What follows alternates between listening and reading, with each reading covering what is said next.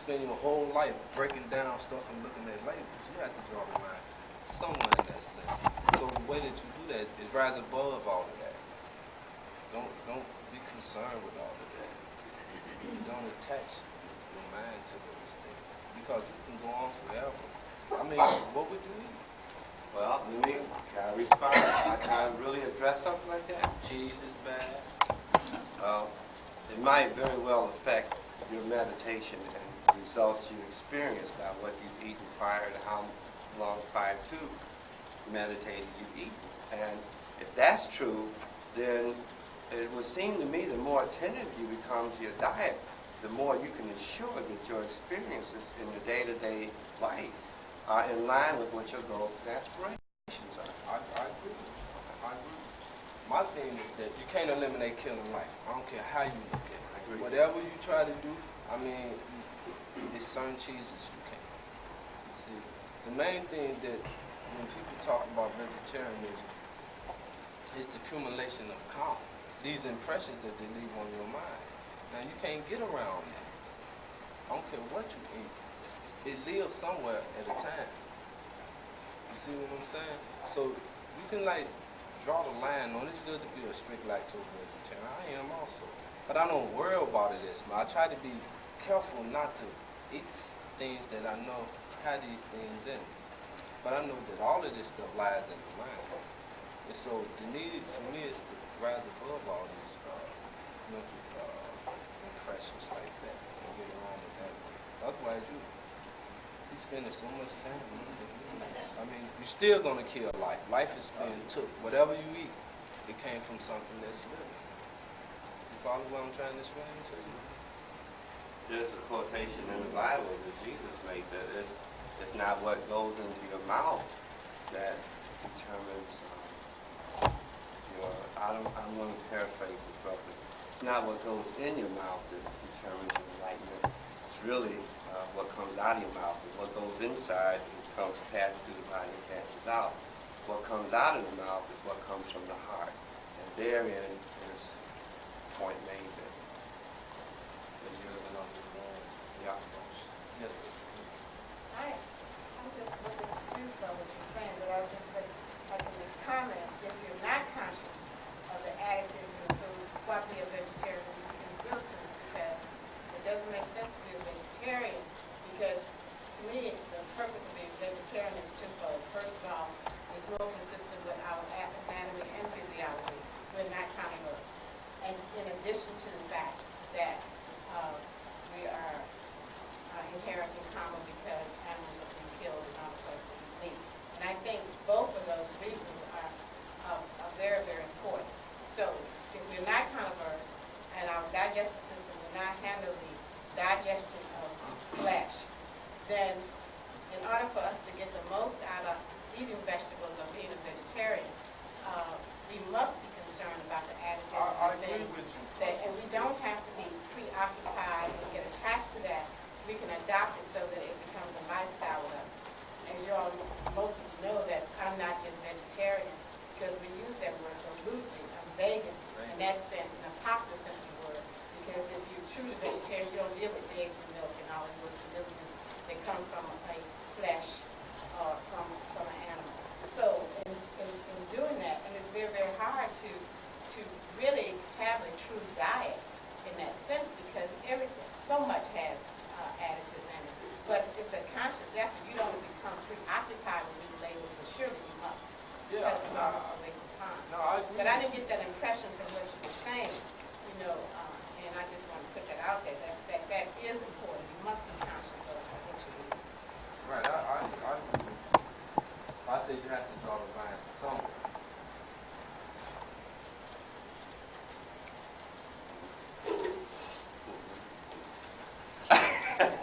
I hate to always throw up, controversial stuff, but I just. No, you don't. I also want to say this, anthropological studies, if you trace back where did man come from, and if you buy the argument that it was a creature who dwelled in the trees and ate fruit and was naturally a fruitarian to that extent and thrived on vegetation, But yet, as he evolved and moved on out of the trees and came onto the plain, where he was entered into the world of predator-prey relationships, the first aspect of his socialization became banding together in packs and killing and eating meat. So meat goes back way to the beginning, if you buy that anthropological argument, because the minute we climbed out of the trees, we set ourselves on a whole new direction. I know, but I mean, that's what, it makes a lot of sense. It does. I don't go with that Well, if you just think of a tree-bearing creature that comes out on the ground and goes on the plains. What version do you go with? I think that when we descended down into this planet, we came down with some kind of intelligence. I mean, the soul always had intelligence. As it descended down farther and farther, now, yeah, it got more attached. But it's interesting because if you buy the argument of evolution, and certainly where it coincides with the arguments of esoteric teaching, eventually we all become realized. It's just a process of evolving to us. I think what I hear is a comment that we're talking about two different things are going on here. We're talking soul and we're talking body, flesh. Right. So, okay.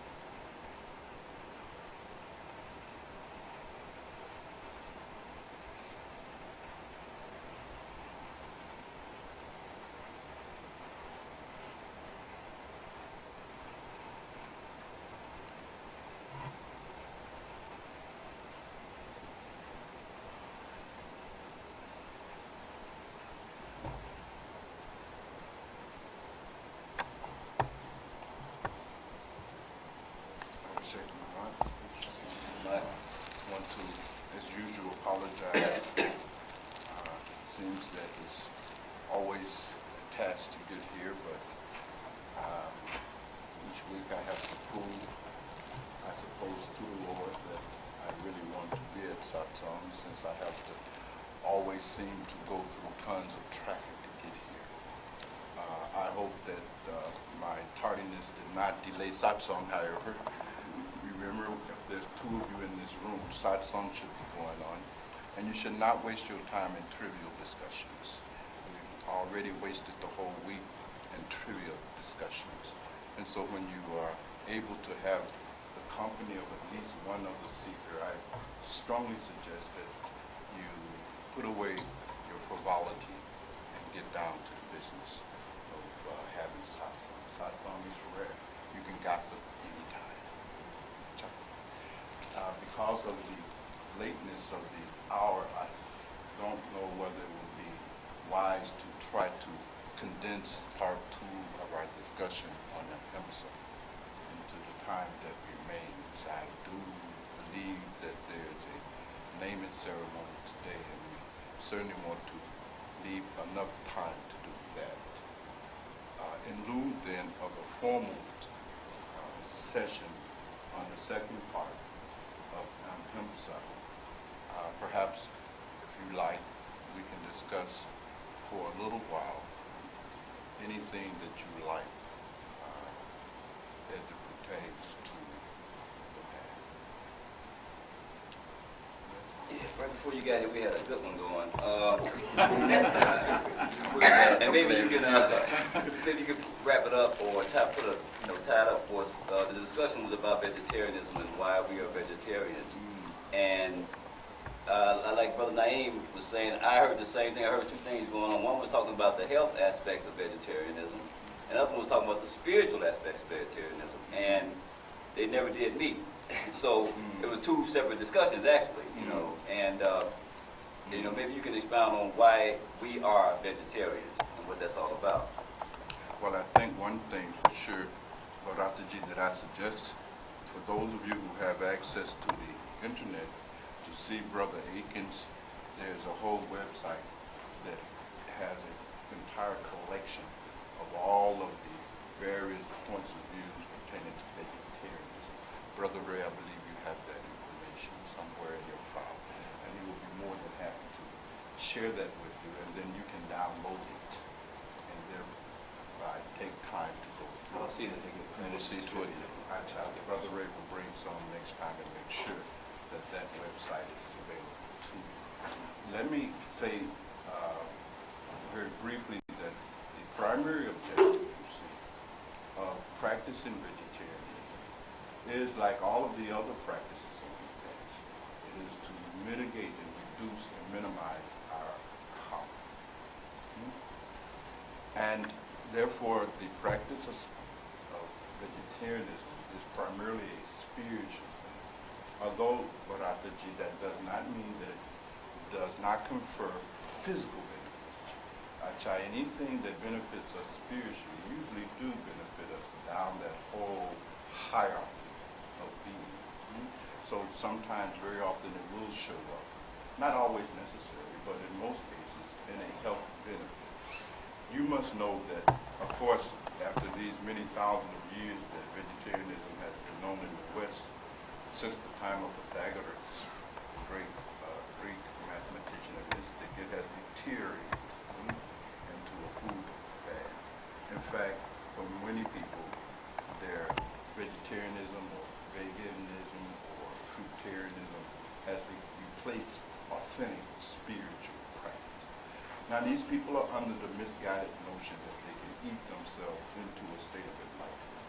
Now, I submit this is a complete misunderstanding of the legitimate function of the discipline of the diet to eliminate the eating of meat or any products that contain meat and eggs, etc. Nothing's wrong with that, but we shouldn't confuse the pursuit of perfect health with enlightenment. They are radically different. I don't know what has been discussed up to this point, but I doubt whether I can add much to these brilliant minds that have already spoken before me. And I will defer you any further discussion and refer you to Brother Ray. And let yourself enjoy the information that is there on the internet. It will cover all of the various points of view from all other traditions, from Islam, Sufism, particularly the Jewish traditions, even the Christian traditions. So every great path is represented on that website with their contribution on the reason why they, in their own particular traditions, have recommended vegetarianism as a prequel and a preparation for travel.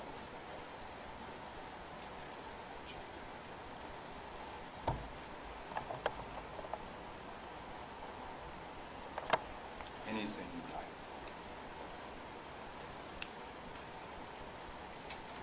Is there any real difference between self-realization and enlightenment? No, not really. These terms that very often are referred to the same fundamental phenomenon. One cannot become enlightened unless one is self-realized. Self-realization always is. They're just different words describing the same.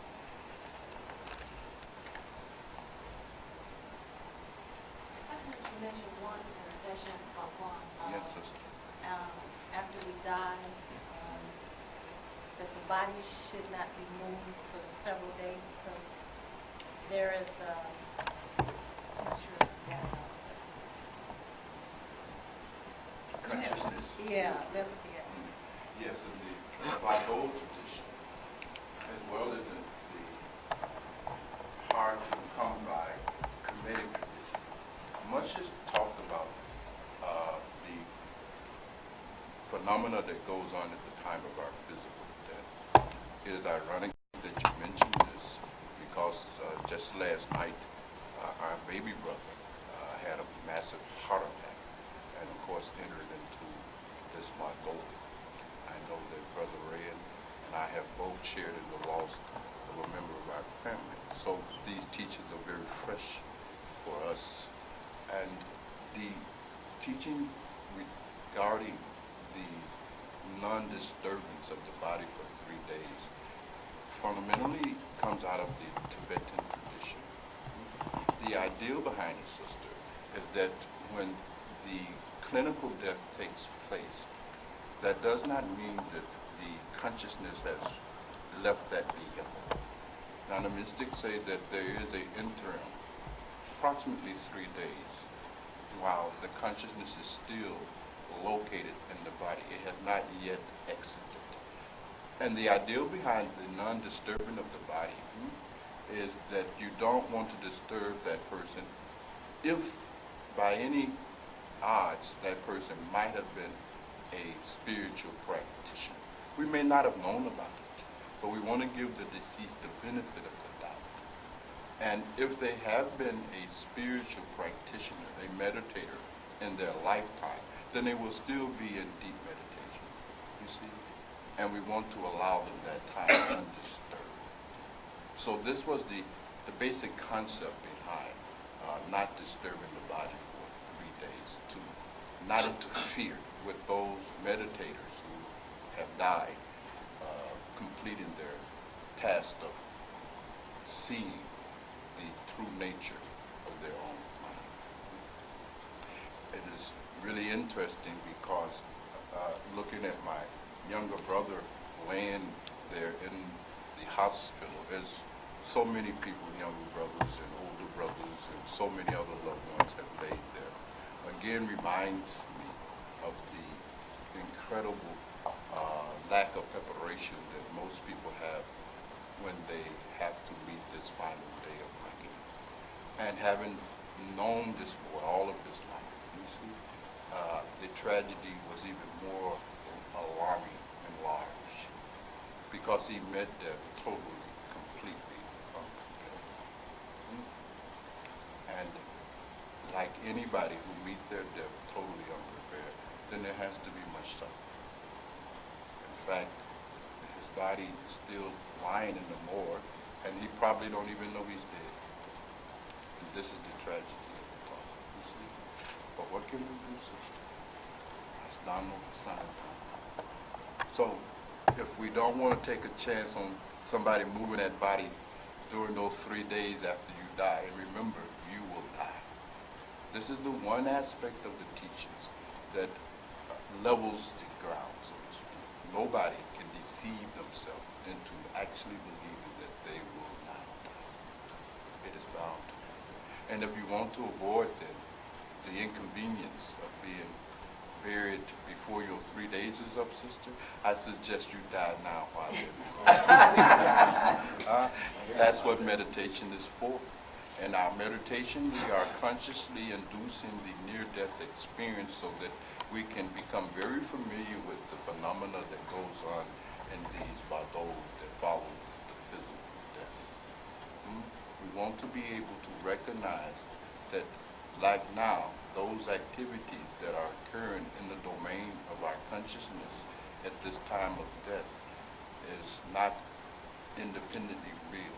They are merely reflections of our own minds, our own samskaras. Seeing this, we will be able to rest, as the Buddha say, in the wisdom of our Ritva. Ritva means our nature. But if you have not learned how to penetrate the illusion that is Maya, now you will not be in no position to penetrate the Maya at the time of your death. Sister, if you are still believing that what you are seeing, touching, tasting, feeling, and smelling is real at this level, you will simply carry over the same naivete with you at the time of death. And then the experiences that will fall before your view will be much more horrible, much more painful than this experience. So there is no way for you to console yourself into thinking that you, unlike Alfie, will be able to handle it. Because you've read the Bhagwan, you've come to a few sides. No, none of this philosophy will be of any avail if you have not actually died while living. Then you will suffer through these life. Now, when you say painful, I know you're not talking, in the Bardos, from my reading of the Path of the Masters, you see your past and your future life. Is this the pain? That's some of the pain. Pain is physical as well. I don't want to bypass Sevenfold. that. Yes. Pain is total. Total. You will experience pain as your consciousness will draw from everything that you have identified yourself.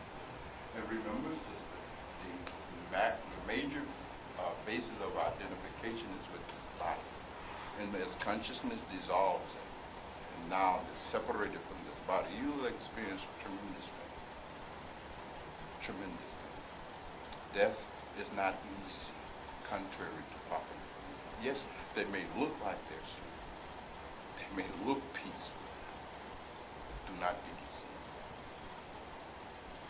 There can be no peace for the unenlightened person in the eyes. So this pain is of many types, you see. Physical, there's certainly the emotional pain of being separated from the things you have become attached to. What to say, even before your death, someone that you love is bound to die. This is how it goes. And the experience when someone close to you dies is the experience of a part of you dying. Now, something in me has died last night on the corner of a heart. Part of my being has been diminished because this boy was a part of you, naturally. So when someone you love dies, then a part of you also dies. And then how will you handle that? Now, these are many Bardos. Your death has not yet even occurred. Just someone that you love has died. And that you cannot handle. There are many who are very flippant about this subject. And they go on deceiving themselves. Oh, Bhagwan, I can't handle it. But this is nonsense. You can't even handle the loss of a job. You cannot handle the loss of a car. You cannot handle the loss of $10 or $15. How in the world are you going to handle the loss of your boy, your son, your brother, your sister, your mother, your father, your friend? Now this is bullshit. Death is real. And I suggest that we take some real medicine for it. And that's meditation.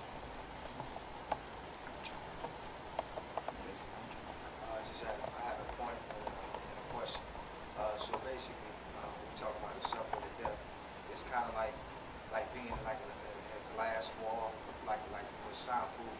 I mean, I'm just saying this in a metaphor type of thing, where you see everybody you love and you see everything you want, but you can't get to it because you don't have a body no more. So you sitting up, and that's like the horror behind it. 'Cause it seems like it's right there, and you think it's real, but you reach out to touch it, and you can't do that. I think that's a fairly good description. Dante, however, in his Inferno, has given us many, many good examples, some better than any example that I can give. But simply imagine your worst kind of suffering, and then multiply that sevenfold, and this becomes the suffering that you undergo when you are struggling in one of these projects. And my question was, like, say for instance, okay, a person who had done spiritual practice all their life, and when it got to this point of death and they knew it, or say for instance, a person was old and they actually had what they call a natural death, like in the Bardo. Is it that point when they know they're going to die, they should start the meditation process? Or will they have a chance to? If they are a meditator, they would have started their dying process a long time before the time of their physical death. Again, Arjuna, the whole ideal is to become so accustomed to this experience of dying through the practice of our meditation, you see, that it simply becomes like another meditation session. God says that those who have practiced and mastered meditation during life meet death gleefully, much like a child jumping in its mother's lap. There is absolutely, they have perfected the science. However, if the person has been lackluster in their practice, you see, then any kind of practice will help. You see? But of course, there's no substitution for achieving this while we are alive. So it's hard to say whether the person who has practiced a little bit will be able to continue to do so at the time of death. Because at the time of death, it's no longer practice. It is real. Now you see, you practice for a few minutes and you can get up. Now what kind of near-death experience are you going to have sitting for 10 minutes a day? No. Now at death, you see, you cannot get up. You can't go back to sleep. And you may not have sustained the ability to hang with the practice that moment.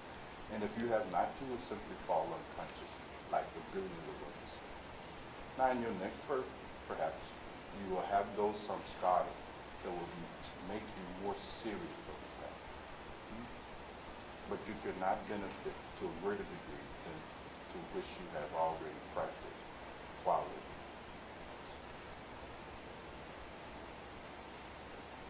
Yes, sister. Bhagwan, you said something to the effect at one of our satcoms about before you can have a good relationship with God, you must be a good human being.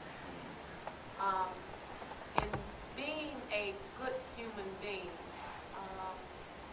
does that mean that you will not have conflict with people? Just what does being a good human being mean? 3 workshops.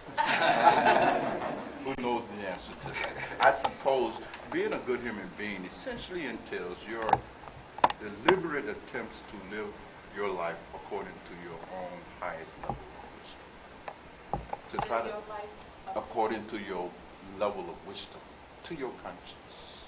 To do that which you know and feel strongly to be the right thing. Now, I must tell you that very few of us are able to always live our life at the level of our highest conscience, the level of our wisdom. But our attempts at being a good human being certainly is based on how successful we are at doing that. Very often you see, Barbara, we are confused by what it means to be a good human being. We think that means pleasing other people, always acquiescing to other people's will, etc., etc., etc. Now, this is simply being a domicile. This is obsequious. Right? This is not being, quote-unquote, a good human being. You are simply behaving in a good way in order to manipulate the other person in order to gratify your own ambitions. You want something from them. It may be their respect, their love, a job, who knows. And you're being nice to them in order to achieve your end. Or you may be simply perpetuating a reputation that you have formed of yourself. Now, this has nothing to do with being, quote-unquote, a good human being from the spiritual perspective. You asked about conflict, sister. This world is nothing but a realm of conflict. You cannot be in this world and not have conflict. It is made of conflict. I don't even know if the problem is so much conflict in as much as the inability to resolve conflict. But conflict there must be. Will always be. Yes, sir. I hope this isn't too mundane, but Nancy Martin, she was here. I don't know if you got, I mailed your message about her. She was a relative who attended 2 of the last satsangs and had become, shall I say, very, for lack of a better word, impressed and a follower of your teachings. Well, she was pregnant, and the news of her pregnancy, everybody just was so elated. We made it a point every day to just say how happy and encouraged we thought we were doing real good. Every day, every situation, you had the stories to say how wonderful it's going to be when you have a child. Well, she had a miscarriage, and it's now been in seclusion. No one has seen her. No one can reach her by telephone. That's been almost 10 days, and she's depressed. And it occurred to me that we probably pumped her up so high that in losing the child, her fall was really low. And I wonder, in hindsight, how wise it even is to engage in behavior like that in the future. When someone is maybe excited over an event, maybe from now on I'll conduct myself in a much more laid-back manner. But is that a Well, it's kind always of a conclusion possibility. one may come to? It is a legitimate conclusion. It depends, you see, Brother Way, upon the situation and the people involved. And there are some people who live off of other people's praise and opinions. And when they are not able to live up to others' expectations, fulfill others' expectations, then naturally they experience a loss of self-respect and are therefore hurled into a deep state of depression. That's always a possibility. The mystics say that who is there really to praise? And who is there really to condemn? No one is worthy of our praise, and no one is worthy of our condemnation. And this is the truth. Because even in those people that we praise, we will always find some shadow material. And even in those people whom we condemn, you can always find something that is good. And as far as holding people up to expectation or giving them false expectation, none of us can tell what's going to happen in the next second. How will we tell what will happen somewhere down the line? But again, who among us are able to really interact, maintaining the lofty insights of the mystics? We must simply, Ray, as you have already deduced, do the best we can. Now this has taught you something. And then reflect on it. And then follow your own intuition and your own wisdom as it relates to the subject. It will not guide you. Now, to touch on that, on what you're saying that baby that passed, that's a soul. That soul have to go back through that death grotto? Of course. Anything that is born has to exit through death, therefore have to exit through life. There is no other way to go, just as there's no other way to come. Everybody, everything, not only sentient beings, but even inanimate objects have to do this. Everything has to go through. Does it mean that because the life was so short, that is that an indication that it does not have to come back here, or? No, there's no way for us to speculate about these things, you see. Or at best, we have to understand that anything that we conclude is nothing but speculation. Because we're not at a level where we can really, you don't even understand why you're here. How would you understand something about why somebody else is here? We have not even understood why we have been born. So ultimately, you see, it just collapses into useless speculation. It is enough to know the fact that everyone and everything dies at all ages, under all circumstances. If we can gain this much insight, then that is more than enough. But I understand your point. In fact, Brother Naeem, it is the answer to this kind of question that has brought so many religions into being. Because fundamentally, religion is trying to answer these deep questions for us. Why was someone born? Why did someone die? Why did someone suffer? Why is someone rich? Etc., etc. And it is religion's ambition to provide us with answers to this mystery. But the truth of the matter, is that this mystery is inscrutable. Nobody knows, including me. It is beyond comprehension. When these mystics talk about these mysteries, when they indeed experience these mysteries, all that can be said is wonder, wonder, wonder. Nothing can be said. It remains the absolute unknown. This thing is a mystery, and nobody knows the answer to it. Yes, Sister? I was Satran? On children, because we know as adults that we can meditate and we can learn how to die and go through the Bible without the suffering or less suffering. But how can children be helped with this since they die as well? And as you said, they go through the Bible. Is there anything that children, when they can be done? So unless one has been initiated and has practiced, there is no way to avoid die and death and the pain and the suffering. Children notwithstanding, death is no respecter. I want you to try to understand there is no exceptions. Period. This is it. So children can't They will be suffer. initiated? No, children are not initiated. Children are usually not even at a level of maturity where they will do anything. They have not reached that level, you see, at all. Okay, I understand.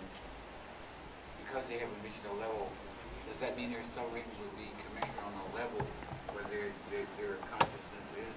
Or is it like as though because You they're have to children, they could understand even... that souls are not numbered in terms of years.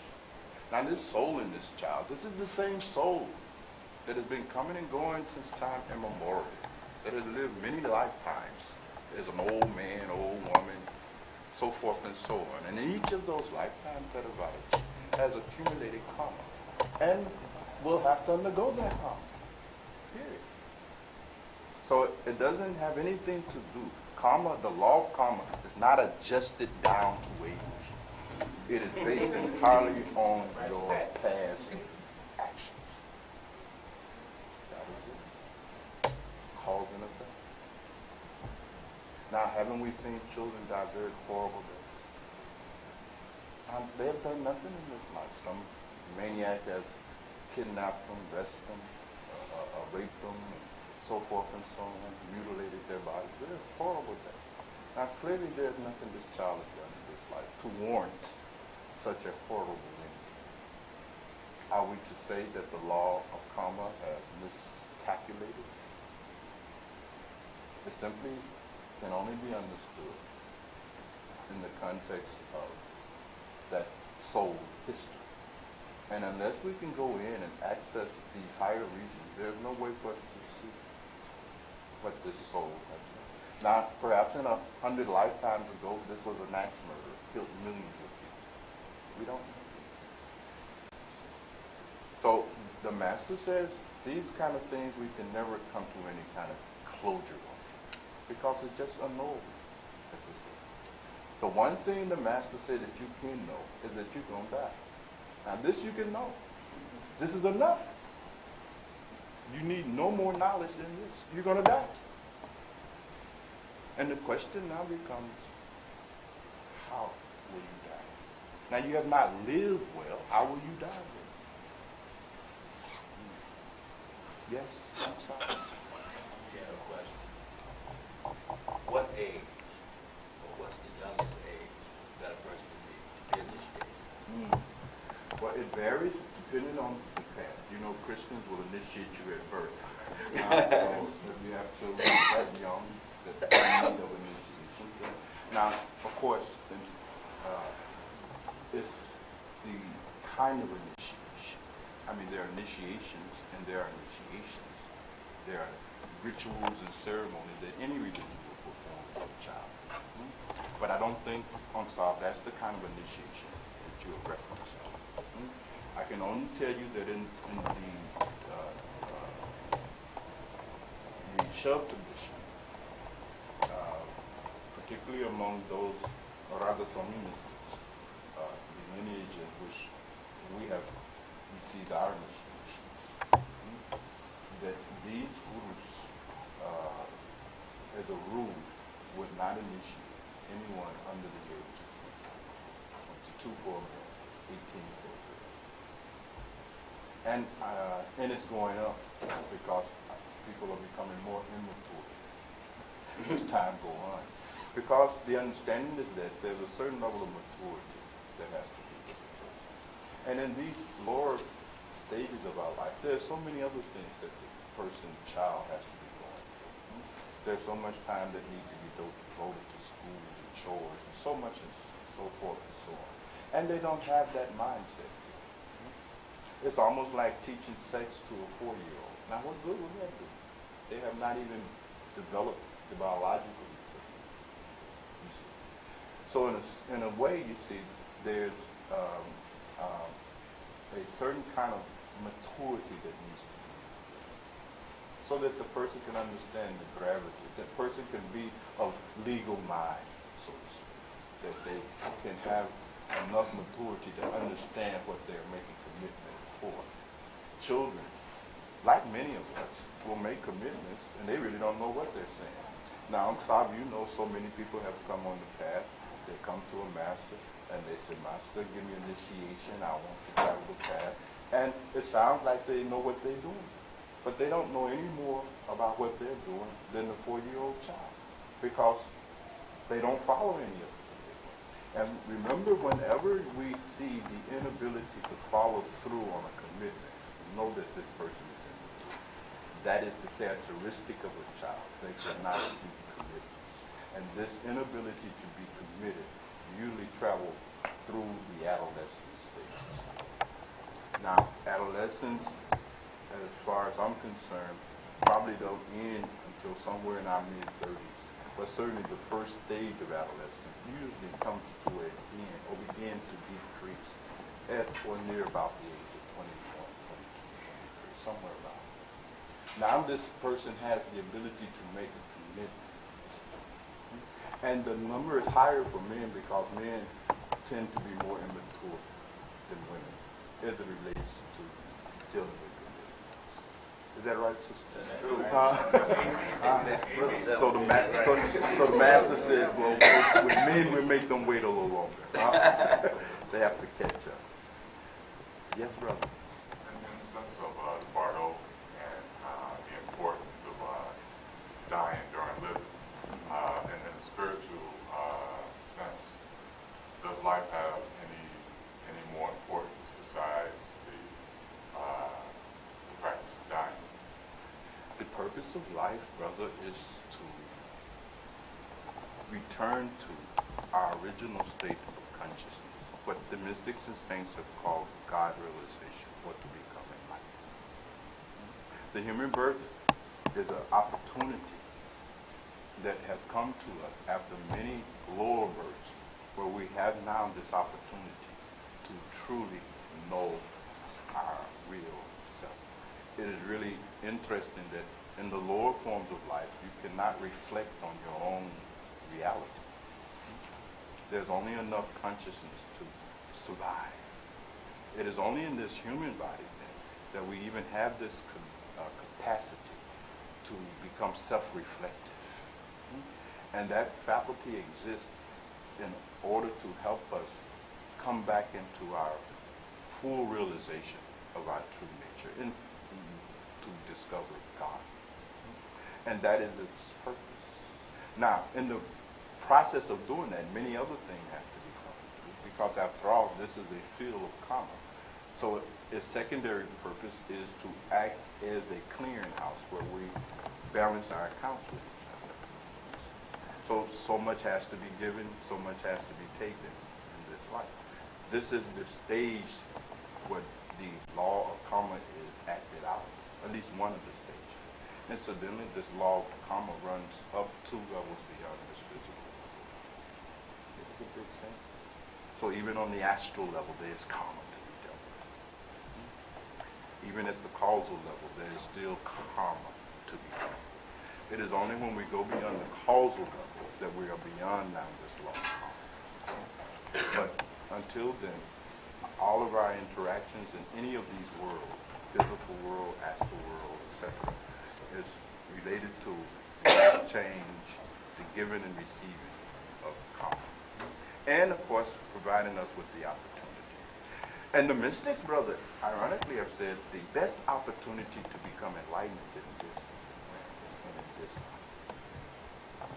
It's in this life. So much so that even those beings who are enjoying life at the astral level, which they die at the astral level, they're trying everything they can to get one of these. Because this body here contains all of the elements. It contains everything. This is the midpoint, if you will, or the convergence point of creation. So we want to come into this world, pay off our karma, and do whatever we can to not have to come back here. I got it. Go right ahead. What are we doing in reference to karma and that soul is trying to enter this world when you deal with abortion? With abortion? Yeah. Well, I mean, this is a very controversial subject, but the teachings are quite clear. If you take life, then you have to undergo the consequences that will follow from taking that life. Now, you may debate what and when a embryo really possessed life. That is something for the scientists to do. But according to the book, living in potential, yes, but living never did.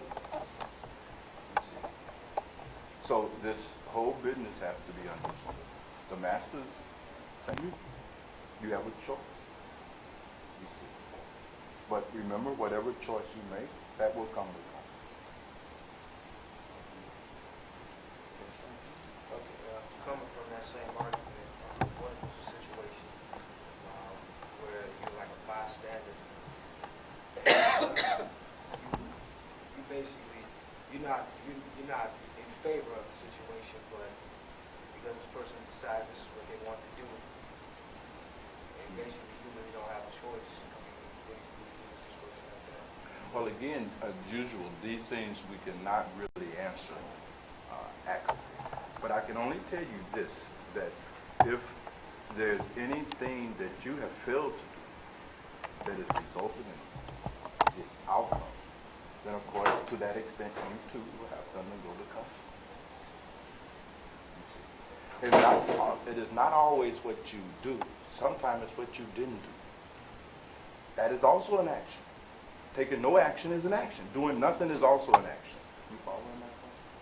So there's some consequences for not doing the right thing, as well as for doing the wrong. And enlightened souls, does his intellect operate on the causal plane? Oh yes. You see, as we talked about in the anatomy of ego, all of these lower structures remain intact. There is a kind of expansion.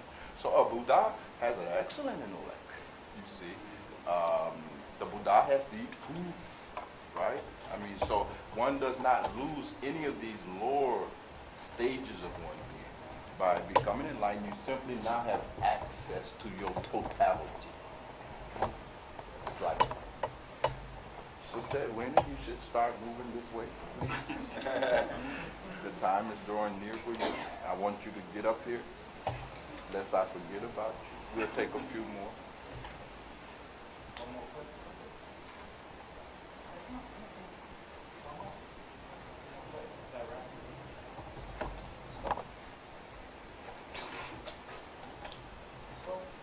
Do you have a question, Minister? No. The name ceremony. You want to take one more question before the name ceremony? Take one more. Okay. Yes. Hi, sister. How are you? Yes, fine, sister. I'm concerned about parenting. I have a son that's extremely intelligent, and it's a challenge, quite a challenge. And he's wise beyond his years. What do I do? Oh, big of a question. Well, I don't know much about what is the nature of the problem that you're having with this boy. Without knowing that, it's very hard to assess your situation.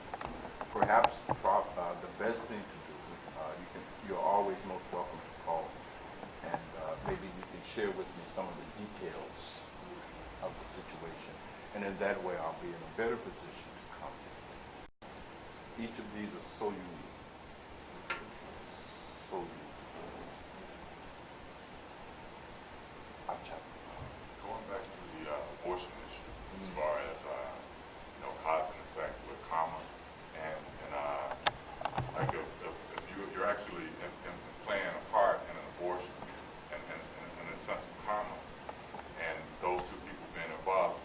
possible that those two people can be a part of something that was supposed to happen in a sense of karma in the first place.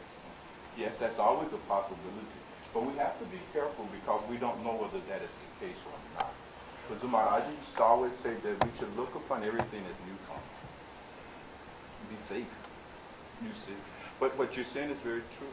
Sometimes perhaps it is the karma of that child to be aborted. Perhaps they were one who has aborted a child in the past. You know, it's hard to know these things. But for practical purposes, we should simply approach life with full responsibility for our action, thinking that these are new karmas that we are creating. You see? And that way be on the safe side. But you're absolutely right. Whatever is happening is karma on one side or the other, or both. But not being able to know that, we should be on the safe side. I think now we should have Sister Edwina come up. I think Brother Ray has a chair. Mention you have a chair.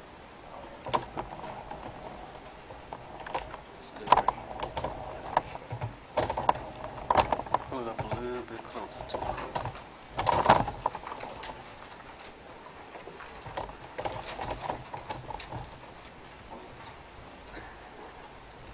I know you wanted your husband to be here, but he has his own company. 3:30. That's all right. It lasts more than 5 minutes. I'll stretch it out.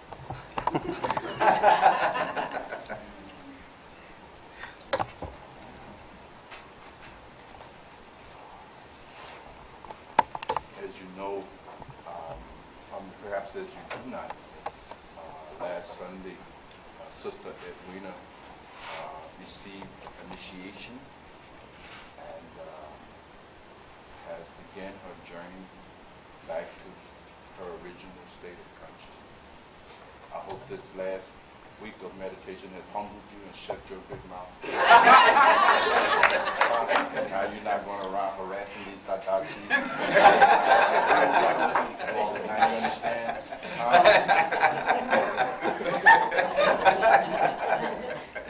But certainly she's having her chance to really see what this path is all about. And I think perhaps for the benefit of those of you who are not fully aware of perhaps the whole meaning behind initiation and things of that nature, I will say just a few things here, about it.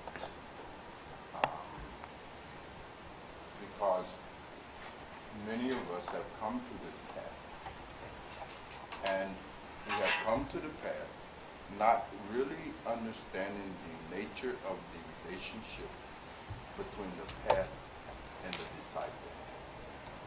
This relationship between the path and the disciple is what I call the great relationship. I call it great because of all other relationships that you are in. None of them will help you at the time of your death. Please make a note. Now your wife and your husband is as unenlightened as you are. Your children cannot do anything for you when you're laying on your bed. So these are small relationships. The greatest relationship that we will have is our relationship to our path. And that includes any path that we have chosen. I'm not simply talking about the path of Satmara, which is our way, but any path that one adopts as the primary means of their spiritual liberation. It's a very special relationship. And at some point, for those who are on the path,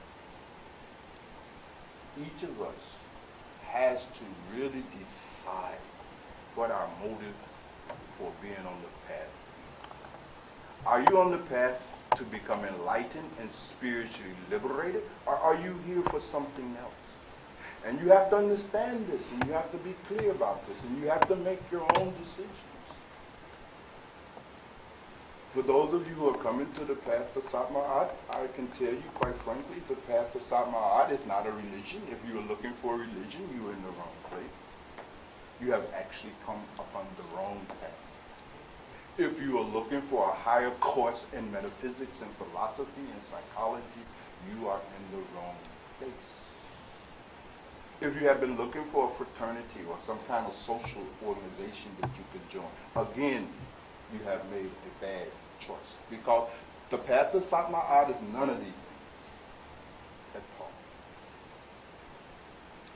So you have to decide, what are you coming to the house of Ra for? Are you here to work on yourself spiritually, or are you here for some other ulterior motive?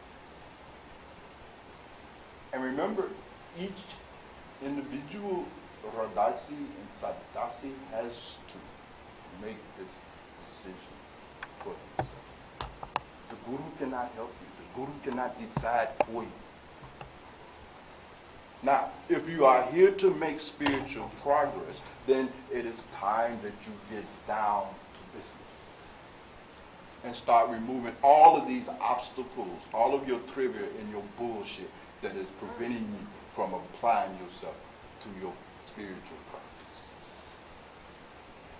You see? This is your choice. What will it be? God realization or bullshit? It is your choice. But I want that to be clear, Sister Ed. I don't want you to be confused at all, because you still are fresh. There's time. You can change your mind. You can say, okay, Bhagwan, I don't want this initiation. I was confused. I thought we had a week. Right? That should be more than enough time. 7 days, you see, you can rescind any contract. That's the law. But if you come to the path, then you need to be very clear on what your motive is. And you must be willing to make it. To do your meditation and to do your spiritual. Unfortunately, many of us have come to the path. And the path is simply an extension of our own ego mythology. This kind of seeking for more information about spirituality. Now, you've heard so much about Indian or African mysticism. You've heard that perhaps this Bhagwan is over at the house of Ra. He's talking a little bit about these kind of things. And you have come for that kind of information. You would not derive any benefit. One has to be clear as to what one is really in pursuit of. And then make a commitment to get on with it. You see, and stop wasting time, precious time. Because this life will come to an end. It will definitely come to an end. So many of us, you see, are used to a kind of very ordinary and mediocre kind of seeking. Now, this is the kind of seeking where you are still following your own mind. In fact, some of you who have gotten initiated is still following your own mind. You're still following your own version of meditation, your own version of sadhana. You understand? You are still self-guruing yourself. Who is this own mind of yours? What kind of guru is that? Has our guru told us that you can go ahead and do any kind of meditation that you want, any old time of the day that you like, when and if you feel like it? Is your guru telling you that this is the kind of way to practice meditation? Or is that your own mind telling you that? And if it is you are following your own mind, then you are not following the guru. I want you to be clear on this issue. I want you to be very clear on this issue. You're following your own mind. You're not following the guru. So don't blame the guru for nothing. That's your own mind that's doing that. You are responsible for your own lack of spiritual progress because you're following your own mind. You're following the wrong way. You can't come into relationship with the guru simply by reading a few books and attending a few satsangs. You must come into an authentic relationship with the guru. If you're going to call someone your spiritual teacher, then that means you must be willing to be taught. If you're going to call someone your guru, then it means you should be willing to submit to the instructions of the guru and to follow through on it. Otherwise, why call guru? Now you go on talking about, I have a guru, I have a guru, I have a living master and all this nonsense. But you don't follow your living master. You don't follow your guru. What are you talking about? You're following your own mind. You are confused. You are doing what any Tom, Dick, and Harry seeker does. Read a few books here, read a few books there, and then piecemeal together their own version of what they call in spirituality. You understand? They generate their own Dharma. Now, Buddha has his Dharma, and Dhamma Maji, you have your Dharma. You see what I'm saying? All right?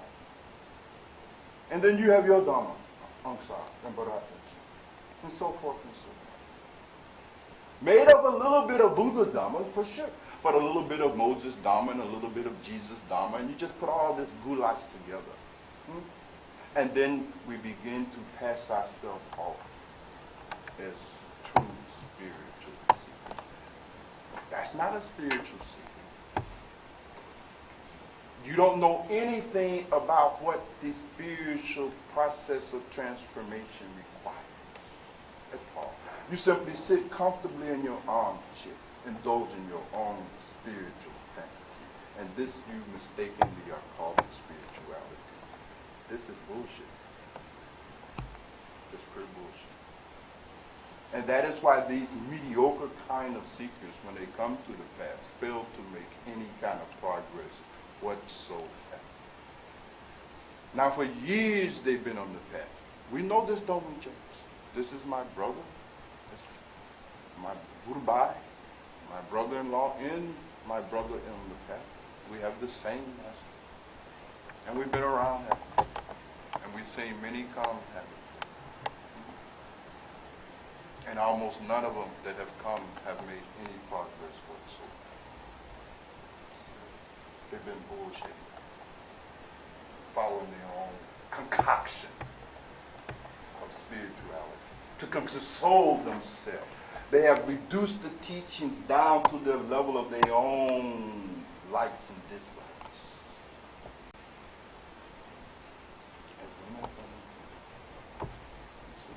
So I want to be very clear about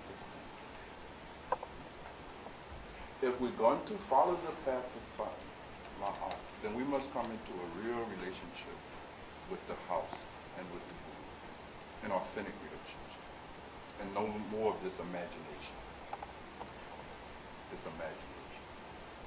We must be willing to commit ourselves and to follow through on the instructions that we have received at the time of initiation.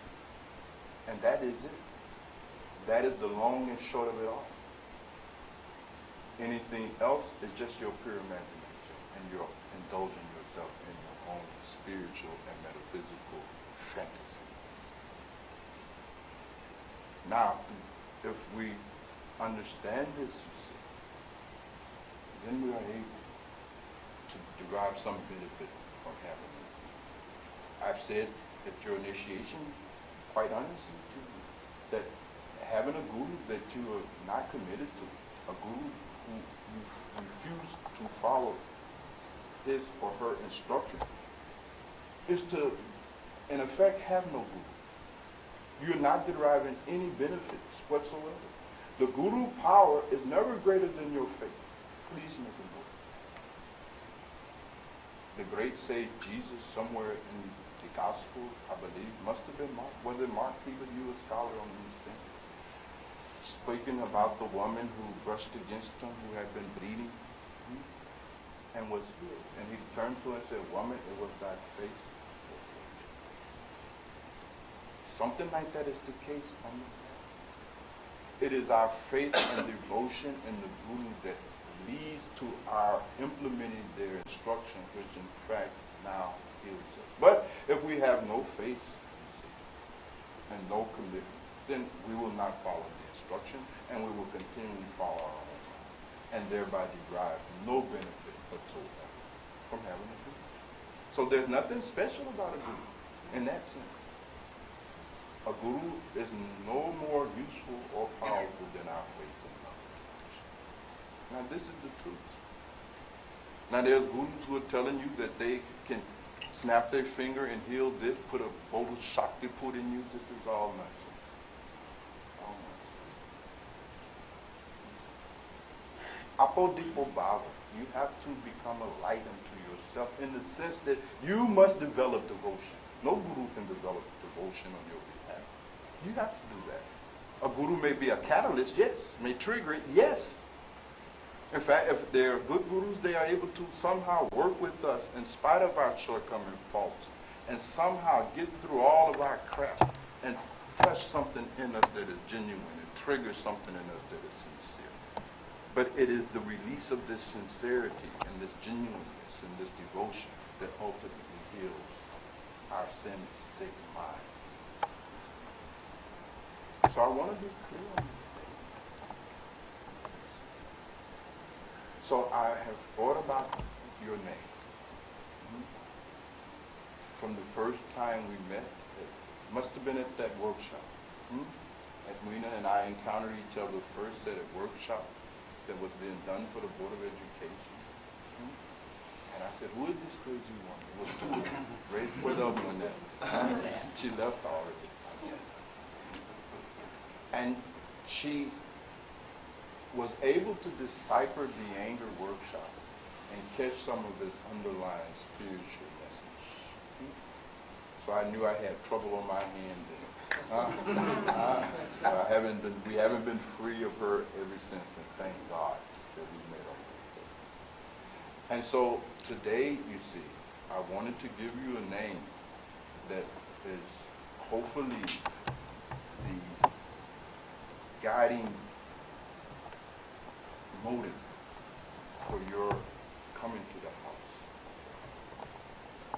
A name that will keep you continuously reminded of that which you must do if you are to indeed benefit from the sacrifices you have made in order to get initiated.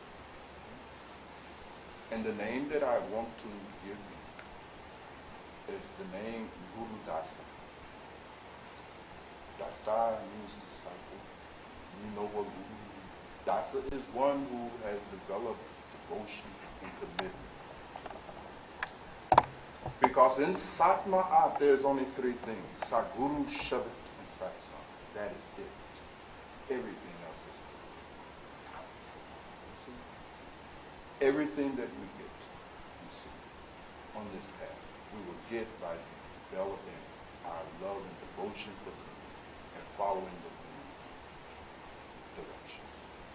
I'm reminded, Guru Dasa, of a story about a Guru Dasa who was tossed overboard in a lake and was in the process of drowning. And this Guru Dasa hand was sticking out of the water, head just slightly above it, reaching to be pulled out by the hand of his Guru. And strangely enough, a hand did appear, but it was the hand of his Guru, and he summarily refused to take it.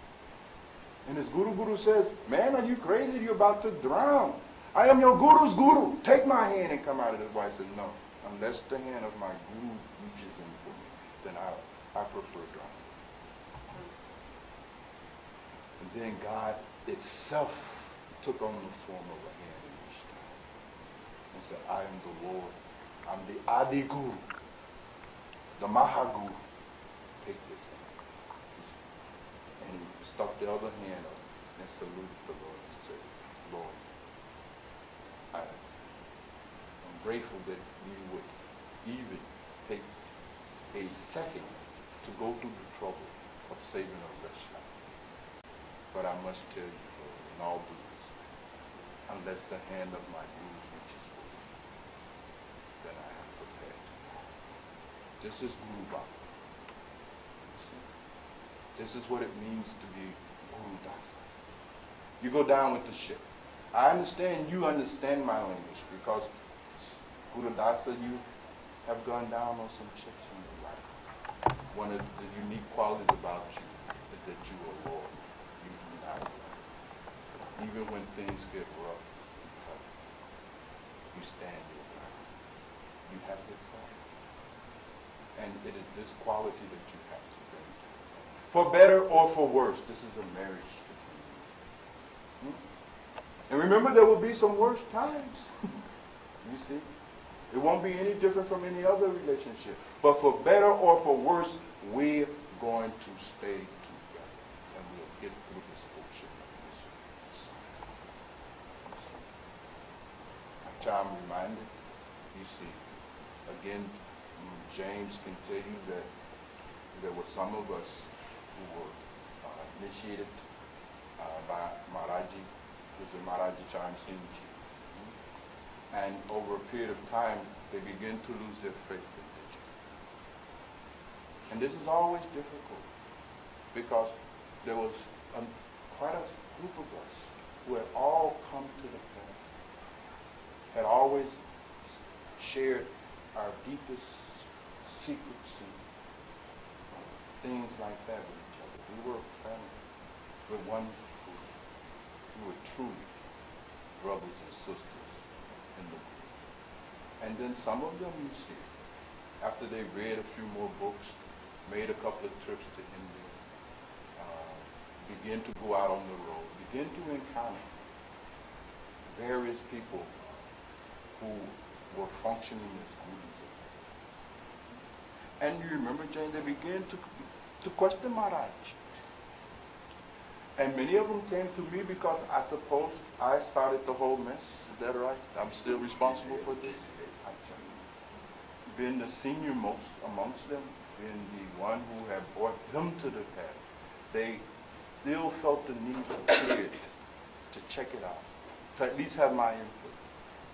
And a couple of them began to lay down for me all of the reasons that they felt Guru Maharaj Charan Singh was not the most perfect master, and that there were masters that were more perfect, more powerful, and could really help us achieve what we came on this path to get.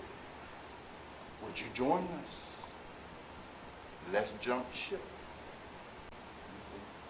And they presented some very good things. I mean, these were real seekers. New body, new history, new sutras. They were informed, seasoned seekers, if you will. And they were pointing out this about the master and that about the master. And I told them that I was very grateful that they had this kind of love for me, that they would reach back for me. I was really touched by that. It was an expression of their love for me. Guru Dasa, I can't take nobody else in. You understand? I'm made like that. When I'm with you, for better or for worse. And I told him no. You may have a point, but what can I do? You see, I did not choose this guru because of the teaching. I chose the teaching because of this guru. Do you understand me? I was not attracted to Satmat because of the philosophy. You attracted for the philosophy. It's profound. It's deep. Very insightful. That was not the case with me. It was this man called Charan Singh. Just who he was as a human being that attracted me. And I couldn't let that go. For better or for worse. This is what I am trying to communicate about the real nature of the Guru-disciple relationship. Be a good Dasa. And remember, you may wind up in hell, but if you do, I'll be there. You'll still have a satsang in hell. Go on. Right? You see.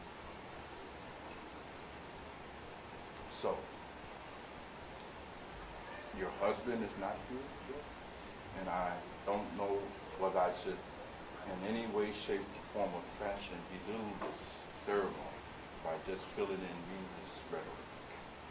The most essential thing today, of course, is that you were here. That's it. So, welcome back. Dasa,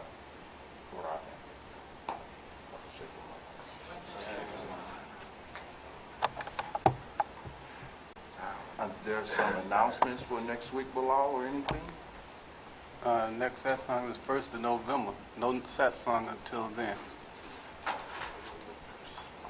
Any other announcements before we? There will be another workshop on Dasa as well on the 1st of November at 12:30 in the same room. All right. I'll check them out.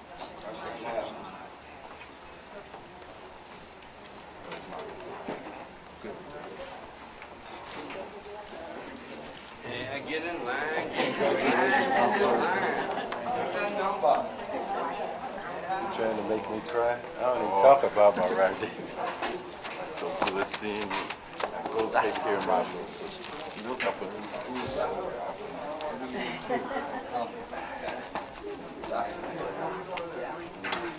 Let's make a point. Shut up, Dasa. Shake it.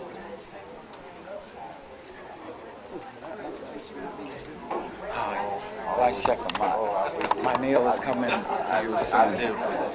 It's I who lives for this. I got your own stick.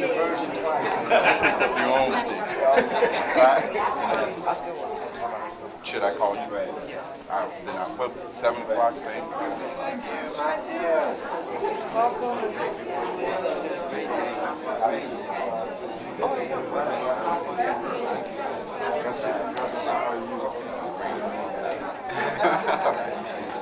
And you know,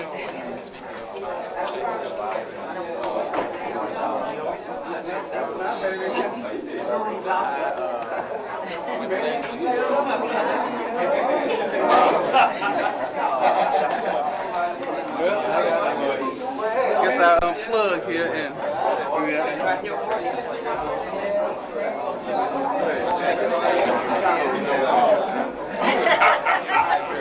How you doing? I'm doing fine.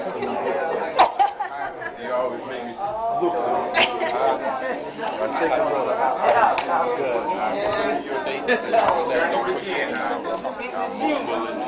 looking anxiously forward to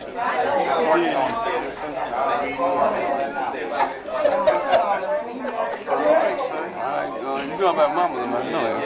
You know what? First of all, Bhagwan, thank you so much. You'll see too they get there. Yes, sir, I will.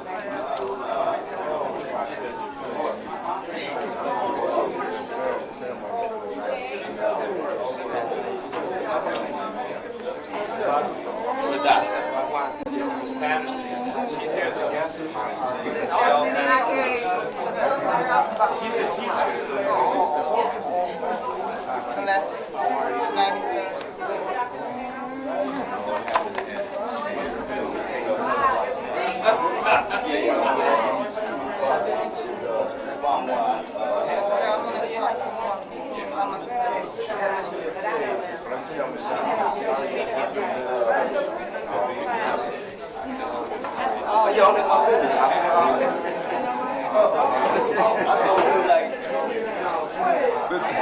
Right here.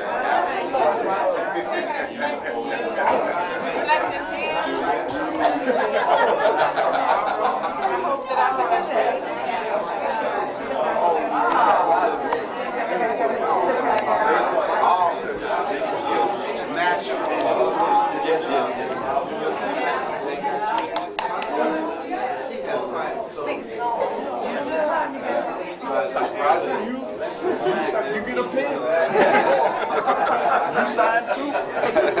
It's like signing a bad check. They don't want signature. They need something authentic.